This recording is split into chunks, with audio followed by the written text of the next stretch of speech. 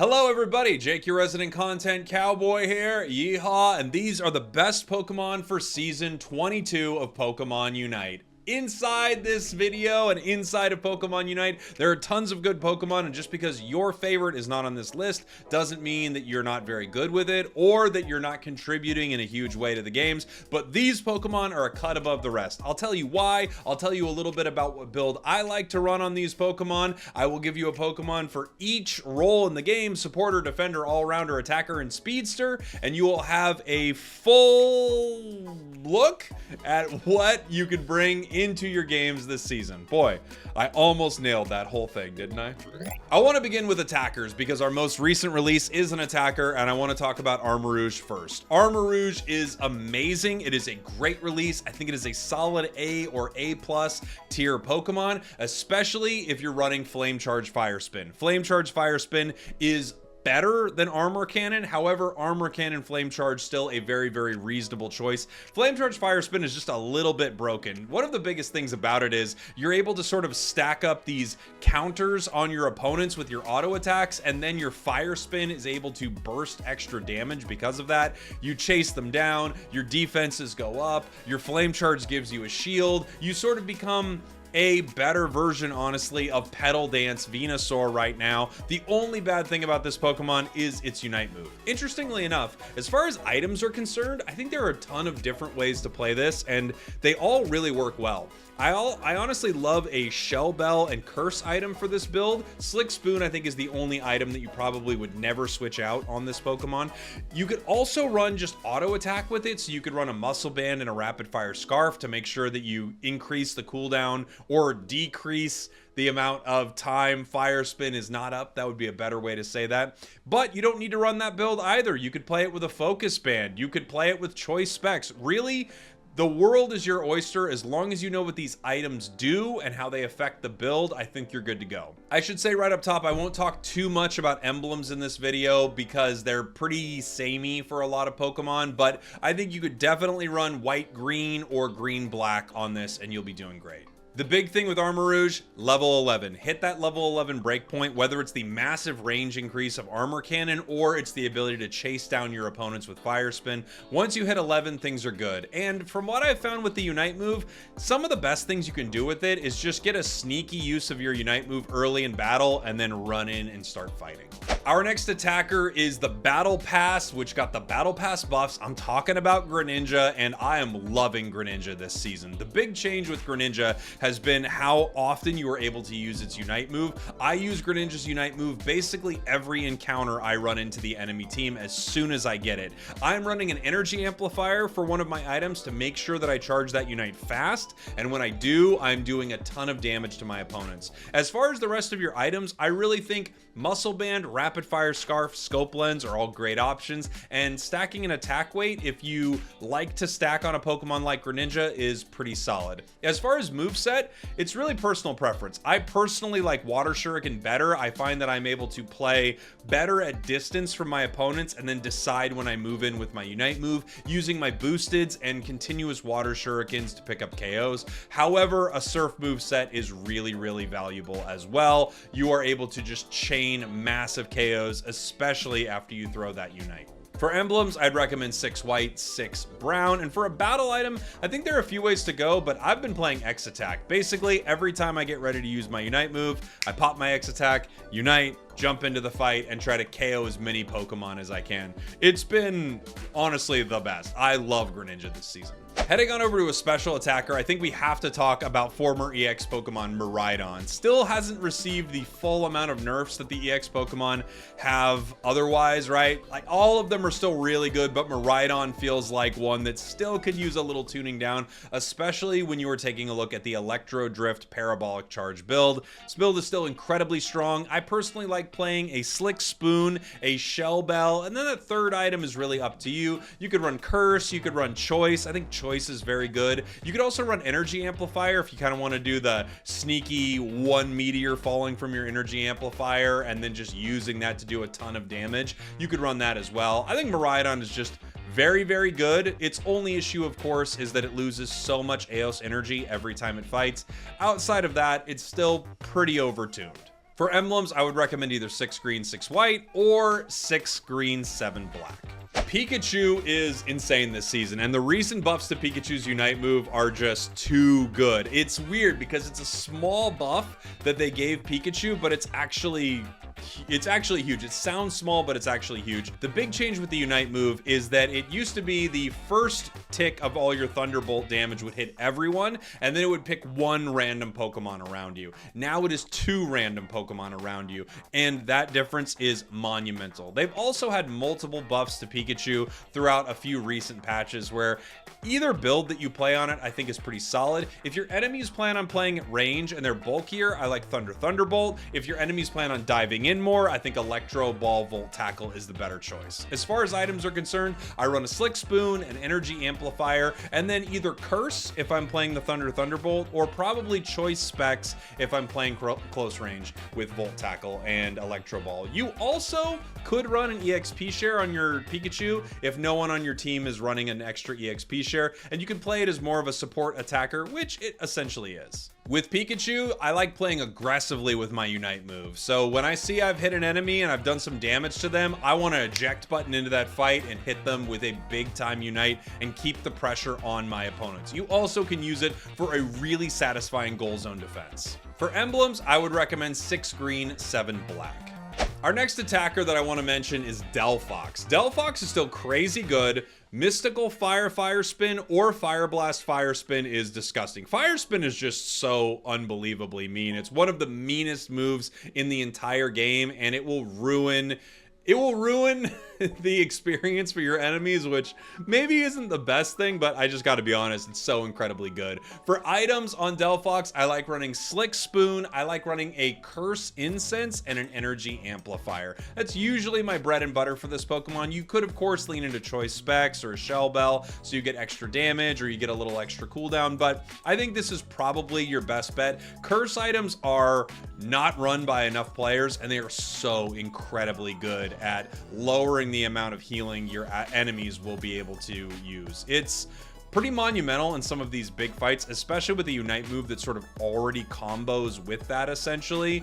You are eliminating the ability for them to survive through some of these big engagements. For emblems, 6 green, 7 black. Your strats with Delphox, in my opinion, is just constant fire spins, annoying them as much as possible, and then when you look like you're going to be able to catch them in a big fight, fire spin right into that Unite move. They're stuck in it. Now multiple members of the enemy team are taking damage, they are slowed, their healing is reduced to nothing essentially. Yeah. Delphox is gross, honestly. Maybe don't play Delphox, it's pretty gross. And finally, for our attackers, I have to shout out Sylveon. Sylveon with either build is awesome right now. I love the Hyper Voice change. You play this as more of a support attacker using a curse item to really annoy your opponents, or you could play this Pokemon with the Mystical Fire Draining Kiss build, and you could just keep the pressure on them with insane amounts of sustain and insane amounts of early damage. The big thing with Sylveon is you get your move that's incredible at 4, so you just need to get 4 really quick, and then it's non-stop pressure on the enemy team. If you play in their face all the time, annoying them all game, you'll have a good Sylveon game. For your emblems, I like 6 white, 6 green. Sylveon actually has a lot of HP for an attacker, but you could play 6 green, 7 black. For your held items, it's going to vary depending on your build. A Slick Spoon is always good for any special attacker. Things like Shell Bell, I think, are very good on Sylveon right now, as well as a curse item. Choice Specs, also pretty incredible. Focus Band, not too bad, because you have a lot of survivability as this Pokemon. Some people even like to run things like Resonant Guard or a Muscle Band for your auto attacks, especially if you are running the Mystical Fire build. If you're running Hyper Voice, you don't get to auto as much, so you wouldn't want to run a Muscle Band there. You wouldn't want to run a Muscle Band there. Okay, and while there are other attackers we could talk about, that's going to do it for the attacker role. Let's move on to another very powerful role in the game right now, defenders. Defenders, one of the most overpowered roles in the entire game. Not having one is like not having an arm when you're doing arm wrestling. Ugh. Probably should have a script for these videos. Defenders in general are insane right now. They are so incredibly powerful. They have so much displacement. They are such tanky beasts. It really is tough, and they all evolve relatively early or don't even need to. Let's talk about the best ones here in Season 22, and honestly, they're all pretty dang good. First, I've got to talk about Ho-Oh. Ho-Oh is still incredibly powerful even after its nerfs, its Unite move being one of, if not the best Unite moves in the entire game. The only issue with this Pokemon is there are times where you can't use your Unite move because you get KO'd before your allies. I think the best build for Ho-Oh is going to be Fire Spin Sky Attack. Make sure you're using Fire Spin so that you can survive throughout a lot of these encounters and also protect your allies with a crazy shield that you generate and the damage reduction that you take from them, give to them. You're displacing an amount of damage that they take with Ho-Oh. And then Sky Attack is just insanely mean early, creates an area your opponents don't want to fight in, and you do. The big thought with this Pokemon, use your Unite move at a big fight. If one Pokemon's down, maybe you can wait. If two Pokemon are down, just use it right away. Just bring your allies back. I swear to you, your win percentage with Ho-Oh is going to go way up the more you just aggressively unite and bring your allies back in a fight. Of course, if like your supporter goes down, maybe that's not the one you bring back right away, but if one of your carries gets caught and you're like, all right, Mimikyu is coming back right now, it changes things. For held items, I like running things like EXP Share, Resonant Guard, Focus Band, Curse items. Of course, you can also double stack on this Pokemon, and it's pretty powerful, but I think playing this as more of a supporter is the way to go for sure. For emblems, I like running 6 white, 6 brown. I mean, it makes sense. That's the Ho-Oh emblem. You gotta run the Ho-Oh emblem set. Our next defender might be the best one in the game, even though they're all pretty dang good. Again, this is Umbreon. Umbreon's insane. Umbreon has not stopped being insane. It was insane when it released. It was insane when it got its Battle Pass kind of nerf buff situation that happened. Right now, I would say the build is either Foul Play Wish or Foul Play Snarl. I don't like Mean Look as much. It takes a little too much coordination in games where you're not coordinated. So I think Foul Play is a better option. It also will give you the opportunity to set up some huge plays for your team. If your team has a supporter and we don't need Wish, play the tank build, go Snarl. If your team doesn't have a supporter but they have another tanky Pokemon, I would go Foul Play Wish. That way you can provide healing for your squad. The big thing with Umbreon is not only getting its early levels because you hit Foul Play at 4 and then you can dominate your lane, but I think the biggest thing is using its Unite move effectively.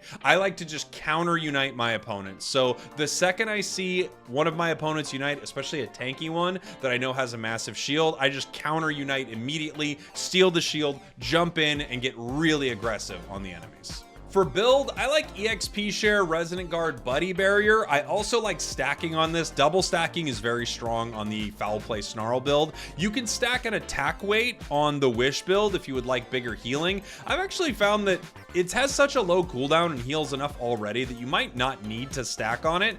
One item I do think is kind of a must is EXP Share. The reason I say this is because as Umbreon, you only need level 12 to get your plus moves, and you only need level 4 to evolve. Because of that, you can really power up an ally in lane, and you obviously won't be playing this in the central area, so I think EXP Share is just too good on this Pokemon. Buddy Barrier also sneaky strong on this because no one's going to steal away your shields, right? So you're in pretty good shape. Your emblems, of course, 6 white, 6 brown. Let's talk about Tree Baby. Let's talk about Trevenant. Let's talk about one of the best defenders in the game and probably the best. Let's talk about Tree. Trevenant is insanely good. I hope I don't get copyright claim for that.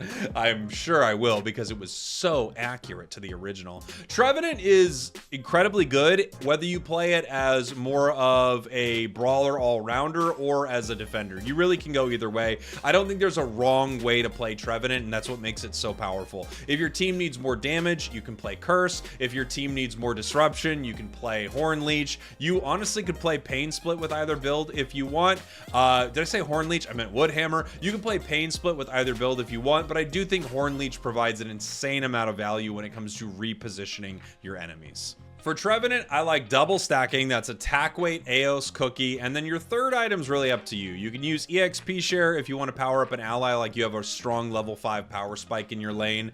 You know, you can use something like Focus Band to stay alive forever, Weakness Policy if you're looking to do more damage, or Resonant Guard if you're looking to have even more tankiness and support your allies with that shield.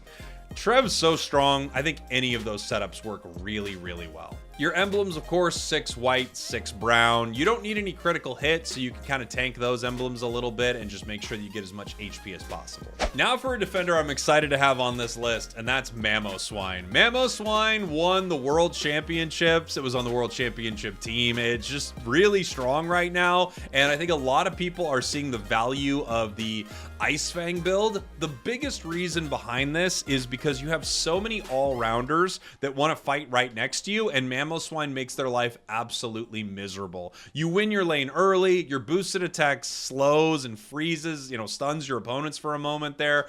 You just get so much value at the start of the match, and you actually don't need to scale super hard to be super, super useful. The build is Ice Fang Earthquake, and you'll see a lot of players even Earthquake with an eject button, so they increase the distance an absurd amount, pick them up with an Ice Fang, throw them behind their shoulders, and, you know, throw an enemy right to your allies, throw them to the wolves, basically. Mamos Swine is doing really well right now, and I love to see it in this meta.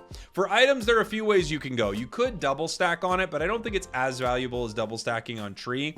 I like playing things like EXP Share, Resonant Guard. Rapid Fire Scarf is actually insanely fun early, especially early. Like early in lane, you are going to make your opponent's lives miserable with something like Rapid Fire Scarf. And then, of course, you could run things like Buddy Barrier, Focus Band. Those are all great options. You could run Weakness Policy, but its attack stats a little low, so I don't know if you actually need that. You probably get more out of the defensive items here. Emblems, of course, 6 white, 6 brown. And before we move on, I'm going to give an honorable mention to Slowbro, which I still think is very, very good. It's fallen off a little after its nerf, but I don't think it's terrible at all. So if you like Slowbro, you're still doing great. All right, now let's talk about speedsters. I don't think we can start this without talking about Gengar. Gengar is doing it right now. It got some buffs, and it's actually pretty reasonable. I don't think it's the best speedster in the game necessarily, but going from a Pokemon that was kind of trolled to pick, like, look, it was always a carry, right? But it's just been out of the meta for so long, to a Pokemon that's actually pretty reasonable is great, especially with my personal favorite build, Sludge Bomb Hex. I've always been a Sludge Bomb Hex enjoyer, and right now, the speed at which your Hex resets on a status effect Pokemon is really crazy. You can get massive KOs with this build. I love it. For held items, I like Spoon, Bell, and Curse. I also like things like Spoon, Wise, Curse. I think the consistent damage from Sludge Bomb is really nice. It also has max HP damage, which is really cool for some of the tankier Pokemon. And then the Curse just lets you set up situations where they're not able to really heal in the midst of a big fight, and you can pick up some big KOs with it. You also, of course, could just run things like triple glasses on it if you want. I think you'd drop one of the pairs of glasses, though, for sure, for a Slick Spoon. Slick Spoon is just too good to not run on any special attacker. For boost emblems, I'm looking at 6 green, 7 black for my cooldowns. I think the big thought with this build is trying to land a Sludge Bomb. Obviously, you have to land a Sludge Bomb, and then once you do, getting crazy aggressive. One nice thing is you can use your Unite move, make yourself not completely invisible because they kind of know where you are. They have a proximity indicator as to where you are, right? You can use your Unite move, then you can line up an easy Sludge Bomb right into a Hex, right into popping your Unite move again, so you Hex and then immediately bust out of the ground, right? Or whatever exactly you're supposed to be doing with Gengar. You immediately kind of like launch yourself out, do a ton of damage, right into another Hex. It's pretty much a delete button. Next, I have to talk about my bird, Dodrio. Dodrio is still an amazing meta speedster. It really doesn't seem to drop out of the meta because it's so incredibly aggressive and difficult to deal with. One thing is for sure, every Pokemon that's released counters Dodrio in some way, because anything that slows or stuns or anything slows Dodrio's sprint gauge down. You really need to understand how this Pokemon operates before you start taking it into your ranked games, but if you're good on Dodrio, you are consistently consistently winning games by being insanely annoying, doing crazy amounts of damage, and putting tons of pressure on your opponents. I'm going to talk about the Tri-Attack Jump Kick build with an Attack Weight, Razor Claw, and Charging Charm. I also think you can play this with a Float Stone or Eos Cookie in place of the Charging Charm. I really have been enjoying the Charging Charm lately on this. You get the procs of it a lot, and the extra damage helps you pick up KOs that maybe you otherwise would have missed. Battle item, I'm not kidding. Running Potion on this is pretty dang good. I've seen a lot of the top pros on this in Japan running Potion, and since then I've been trying it, and honestly, it's really strong. I think the big thought process behind it is Tri-Attack and into your boosted already, you have an opportunity to get a lot of extra healing, right? This just lets you brawl more in the enemy central area before having to go home, and you'll pick up KOs that your opponents wouldn't expect you'd be able to get because they thought you were actually lower HP than you were. Dodrio is difficult. I have a full guide of it on my channel, but it's incredibly good. 6 white, 6 brown for the emblems. Our next speedster might be one of the most slept on Pokemon in the game, and that is Flower Trick Double Team Meow Scara. I understand Night/Trailblaze is easier. Flower Trick Double Team has a consistently high win rate. It is a high skill build, but if you know how to use it, you get so much value out of it. You waste so much of your opponent's time, their moves, sometimes their Unite moves on your clone, while at the same time setting up opportunities for you to finally move in, hit a big time Flower Trick off of your Double Team stun, then into your Unite move and clean up the fight. This Pokemon, just like Dodrio, in fact, just like all speedsters, let's be real here, they're tough to learn, but once you understand them, once you understand the flow of combat with them, you can really pick up some huge wins. There are a couple plays I really like with Meow Scara. One I like is actually not sending your double team towards your opponents, so you dash towards your opponents, fight them a little bit, and then switch with your double team, switching it into them. This is a little tricky, and they don't expect this oftentimes because they expect your clone to just constantly run into the fight at your opponents, but if you're the one that dashes in, fights them a little bit, and then switches, you can make some really big plays. Of course, you also just want to make sure you have your Unite move ready for every fight, because it really is a game-changing Unite, especially with an eject button. It's necessary to run eject on this. It will change your Meow Scara games. Please run eject and use it with your Unite move to reposition. Emblems, 6 brown, 6 white, of course.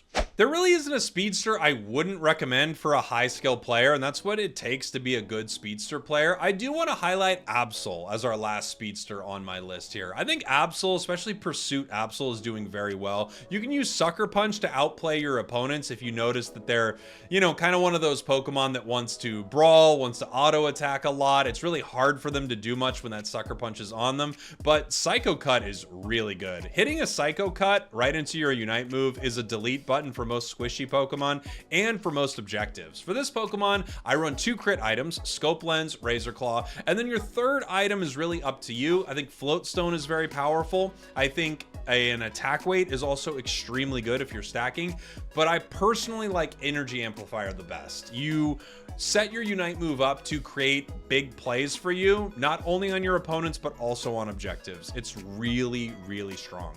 Emblems, 6 white, 6 brown. I mean, are you shocked? Before we move on to our biggest category, all-rounders, let's talk a little bit about supporters, maybe one of the most important categories. Supporters are like defenders. It's just that they support instead of defend. Thanks for watching, everybody. That's the end of the video. Oh, it's not the end of the video? Okay, let's talk a little bit about supporters. Probably the most unsung hero inside Pokemon Unite. Supporters are invaluable. Teams without them fail, and teams with them, well, sometimes fail too. I mean, there's a lot of crazy stuff that goes on. But let me talk to you about some of the best ones here in Season 22.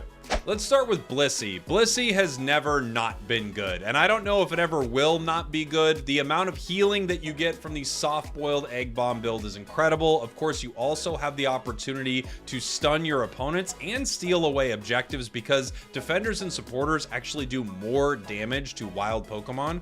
I don't know if you knew that, but they do.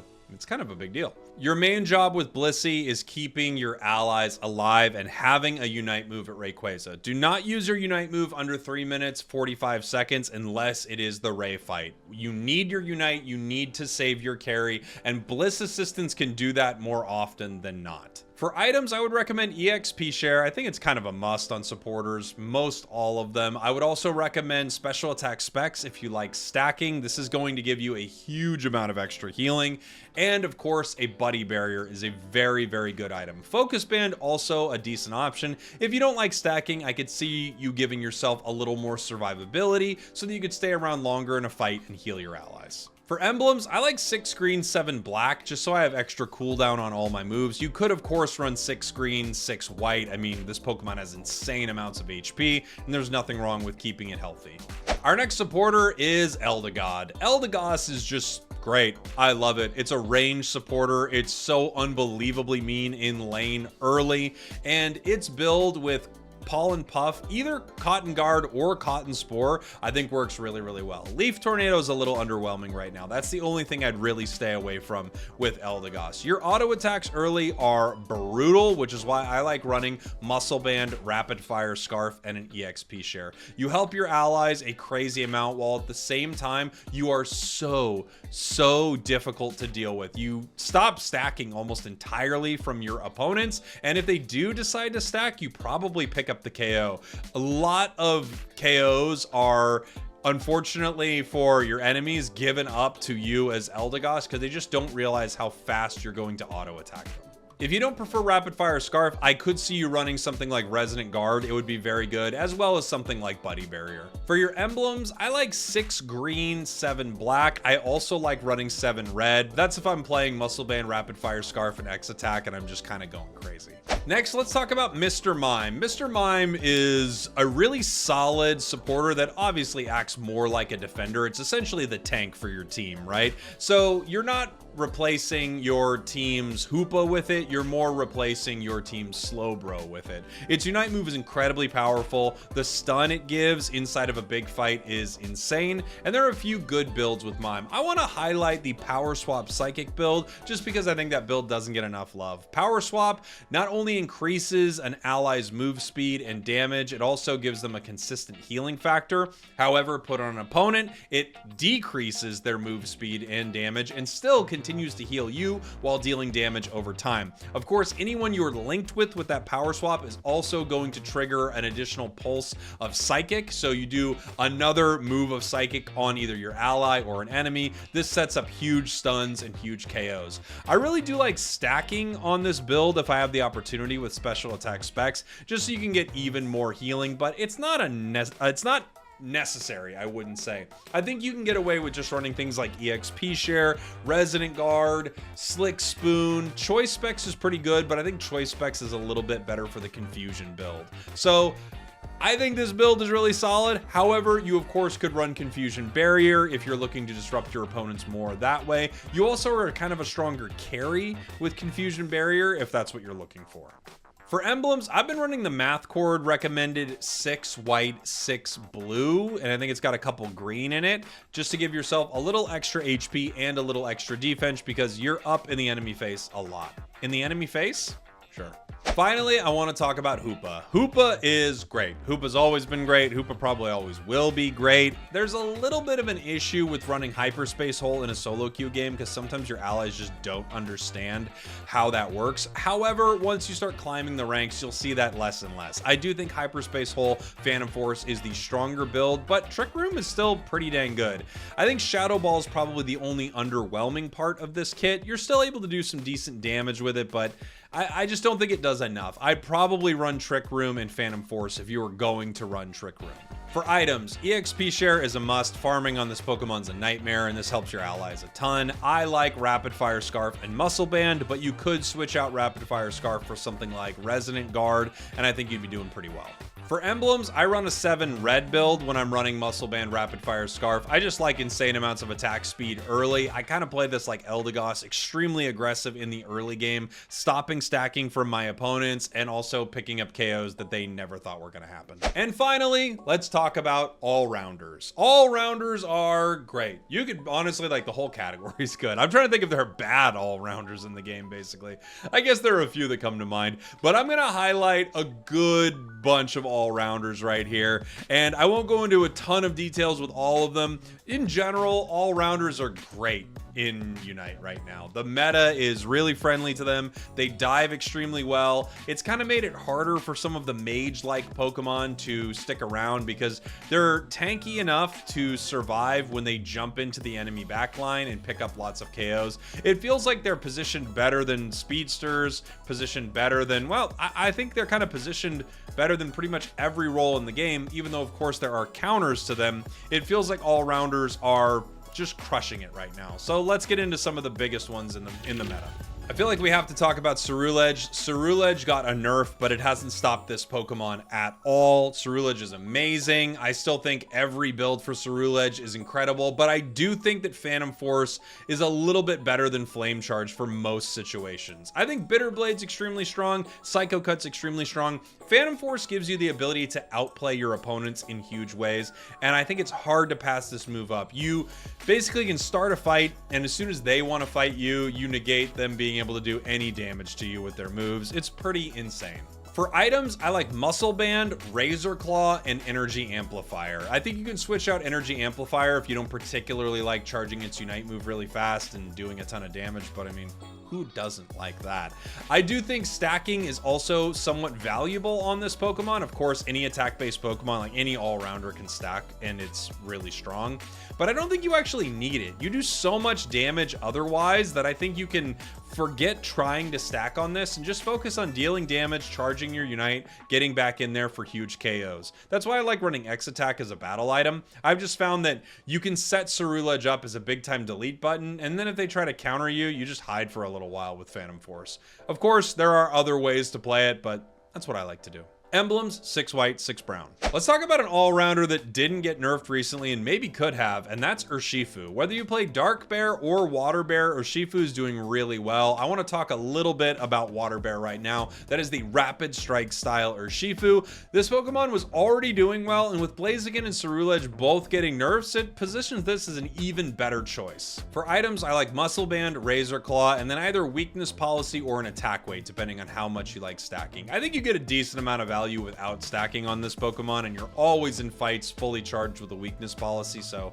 I think you'd run it either way. Battle item, I think a full heal is pretty necessary because you're going to be brawling a ton, and you just want to make sure that you can continue using that big time kick into your auto. Kick auto, kick auto, kick auto. And if you time it correctly, you actually are throwing another one of your surging strikes as soon as your auto is being thrown. That way you could just bounce around the battlefield really aggressively, really fast. Your level 5 is the only important early break point for this Pokemon.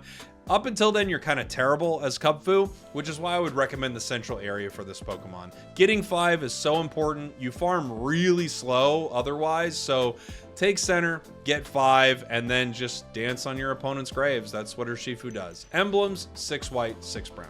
Gyarados is one of the sneakiest best Pokemon in the game. I think a lot of people sort of had it off their radar with how good Suru Edge, Charizard, Blaziken, like everything was, but Gyarados is now sneakily one of the best, if not the best all-rounders in the game. The items I like are Razor Claw, Muscle Band, and then either Energy Amp or possibly a stacking item like Attack Weight. Stacking isn't too bad on this Pokemon. You're going to have a weak early game really no matter what you do, and stacking charges your effort gauge, so any scoring charges your effort gauge, which gets you to Gyarados even faster. So I do like running an Attack Weight on this Pokemon, but Energy Amplifier is really nice. It's pretty great. For battle items, I think Eject Button's pretty incredible. The things you can do with Eject and your Unite move are pretty mean, but also X Speed is a very strong option. Emblems, of course, 6 white, 6 brown. With Gary, just focus on getting Gary as early as possible. If you can pick up a KO on your opponents or even an assist, you will evolve at like level 4 and it will be game changing. Your moves are going to be Dragon Breath Bounce, but if your opponents don't have a lot of crowd control, Dragon Breath Waterfall is also extremely powerful. Next, let's talk about Blaziken. Blaziken is still probably the best Pokemon in the game. It's hard. It got a little bit of a nerf, but it really didn't do too much. As I say oftentimes, Blaziken has everything. It has Rip on objectives, it has Secure, it combos your opponents. It's just so good. It has a stun, it has burst. Like, Blaziken is one of the best Pokemon in the game, no question. I don't need to tell you what moves because it uses all the moves it has available. I personally like running double stacking, that's attack weight and an Eos cookie, along with a Razor Claw. You're using your moves into an auto attack so consistently, and double stacking helps you a ton with your passive Blaze. Not only, of course, does attack give you so much damage, but you're able to recover more HP with your passive with this build, and having more HP gives you the ability to fight for a longer period of time. Emblems, 6 white, 6 brown. Eject button is mandatory, I would say, because you can reposition your overheat, which is kind of broken. Of course, we have to talk about Charizard. Charizard's still insane. I personally like running a Muscle Band, a Scope Lens, and an Energy Amplifier on Char. There are a lot of different ways you can go. I think if you're playing Flare Blitz, Fire Punch, you can definitely stack on this Pokemon. Otherwise, I don't think you need to, and I do think Flamethrower is still the strongest version of this Pokemon. But your second move, it really depends on your opponents. Emblem, 6 white, 6 brown. My big thing with Char is have a Unite move, use it all the time. Charge up a Unite move, use it all the time. I think if you have a Pokemon that has a crazy good Unite move like Char and you run Energy Amplifier, you're just having so much fun in all of the big fights. If you have a Unite in a fight, you're gonna have a great time. Chase down their squishy Pokemon first, then you can burninate some of the peasants. And there are tons of all-rounders still to get to that I'm not gonna cover in this video. Zacian's amazing, the Mewtwo's, Ys, and X are still incredible, Y being an attacker, X being an all-rounder. There are just so many good all-rounders. Metagross is good right now, but one I wanna highlight before we go is one that did get a sneaky buff, and that is Zarina. I'm personally a Stomp Trop Kick player. I think that's my favorite build for Zarina. I think Grassy Glide's also quite good, and there are lots of times that you're able to get a ton of value out of Triple Axle, but in general, I think Stomp is the way to go. The buff this Pokemon got is now its Unite move really doesn't have to worry at all about being canceled, which is huge. You are able to make massive plays because of this. So you can pick opponents up out of any situation now. You don't have to worry about those fights where, oh, someone used a full heal or something. Like, no. Zarina is crushing it because of this change. It's very similar to the Charizard change. For held items, I like double stacking with either a weakness policy or maybe something even like a focus band if you want some extra, HP in some of the big fights. I think double stacking makes a lot of sense on Zarina, and Zarina feels like it's one of those Pokemon that just has to stack. I'm sure you could build something without it, but you play it in the top path, you make sure you get all of your stacks early. Once you evolve into Zarina, you're doing good. Time to fight, time to win. Emblems, 6 white, 6 brown. Battle item, I do like eject button at times, just so I can eject into the enemy backline and grab like one of their pesky ranged mages that's doing an insane amount of damage to us. But items like full heal and X attack are also extremely powerful. So there you have it, the best Pokemon for Season 22. Are there some I missed? Well, yeah, I mean, the roster's like 65 Pokemon right now. I hope you enjoyed this. Thanks for watching. Thanks for listening. Let me know your favorites that I didn't talk about in this video, or if there's a Pokemon that I talked about and you want to add some more depth to its strategy below, I would love to hear some comments like that as well. Thank you all. I love you, and I'll see y'all next time. Buff Lapras. Or Blastoise, or yeah, buff somebody.